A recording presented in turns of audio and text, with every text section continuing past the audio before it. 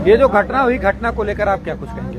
ये घटना, हम लोग अयोध्या धाम गए थे, पूज्य महाराज पैड़ा धाम पर कार्यक्रम होने वाला है। हम लोग अयोध्या से चल करके आए हैं।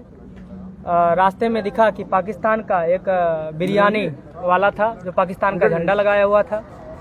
हम लोगों ने उसका विरोध किया। विरोध के पहले हम लोगों ने तहसील जो चौकी इंचार्ज महोदय थे उनको सूचना दिया। उन्होंने तुरंत अपने टीम को भेजे।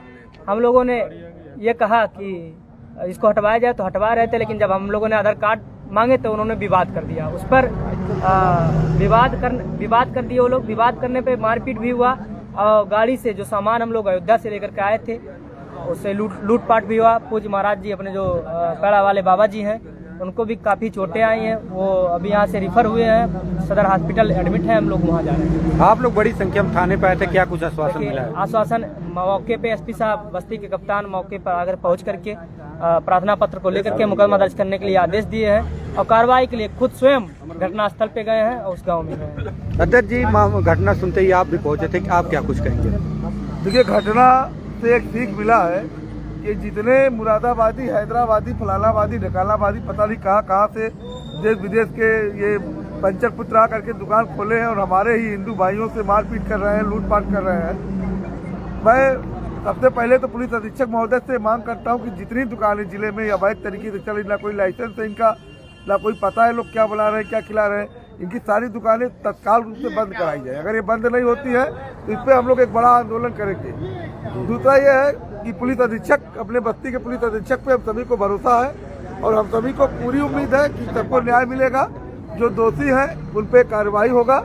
और स्वतः कप्तान साहब घटनास्थल पे गए हैं, थाने पर भी आए थे और मौके पे जो घटना में चौकी इंचार्ज महोदय थे उनको हम सभी के सामने ही सारी बातचीत की है, पूछताछ किए हैं। एक लोगों ने कुछ उनको गुमराह करने का प्रयास भी किया, लेकिन वो सारी चीजें हम लोगों ने उनको ब्रीफिंग कर दी है और सबको विश्वास है कि कार्रवाई होगी। पुलिस कर भी रही, पुलिस एक्टिव है, पुलिस की कोई गलती नहीं है। पैड़ा वाले महाराज जी गंभीर रूप से चोटिल हैं, उनको लेकर क्या कुछ कहेंगे? देखिए, भगवान श्री राम से प्रार्थना है कि उनको स्वास्थ्य लाभ दे। उनकी स्थिति नाजुक है, यहाँ से रेफर हुए हैं।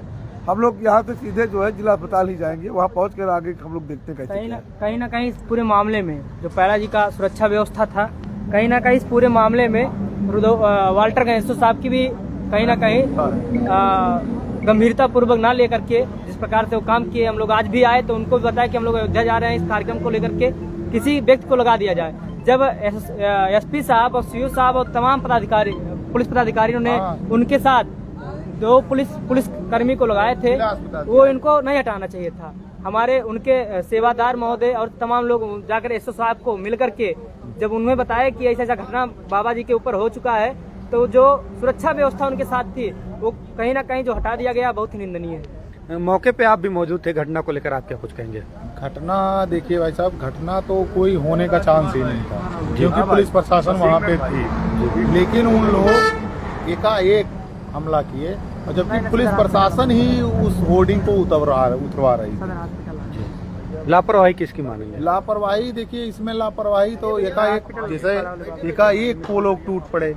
ना ये हमको भी जानकारी थी कि ऐसी घटना होगी, ना पुलिस प्रशासन को भी जानकारी थी कि ऐसी घटना होगी, लेकिन घटना हुआ। पैड़ा वाले बाबा जी गंभीर रूप से चोटिल हैं, क्या कुछ कहेंगे? देखिए, पैड़ा वाले बाबा जी को चोट लगी, गंभीरता चोट लगी है और वो बेहोश भी हो गए थे। हम लोग जिला अस्पताल तो चल ही रहे हैं, लेकिन इसमें कमी वाटरगंज एसओ की भी है कि उनका सुरक्षा व्यवस्था जो इससे पहले एसओ महोदय थे वो गंभीरता को समझ रहे थे और ये आज तक गंभीरता को समझे ही नहीं। ठीक है।